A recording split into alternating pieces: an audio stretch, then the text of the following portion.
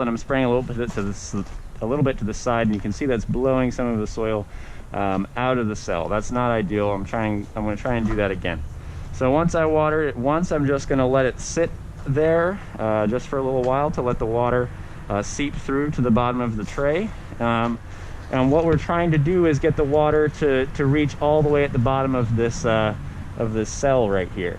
That way when the plant starts to grow, it'll find moisture all the way at the bottom, and it'll be able to develop a very strong and extensive root system by exploring all of the soil in this little tiny cell. So that looks good. I'm just going to give it one more water.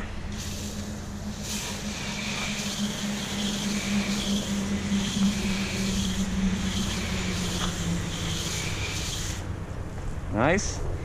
So you may note that the water is pooling up around the bottom of the tray here. This is just for demonstration purposes. Generally, I would want to put this on some sort of slotted table, or if I have one of these tray holders here,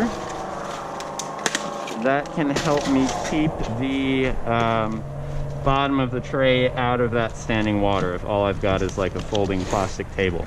So you can see there that it's not quite at the bottom, which is good. It'll keep it sort of lifted up, and any water that pulls up won't be saturating the bottom of the tray, which, you know, we want the trays to be moist, and we want them to be moist pretty much all the time for the most part, but we don't want them to be too wet, because if they're too wet, the seeds may rot. We want them to just gently dry out sometimes. We don't want to keep them soaking wet every day. So that's how we seed into a tray, and that's how we water our tray.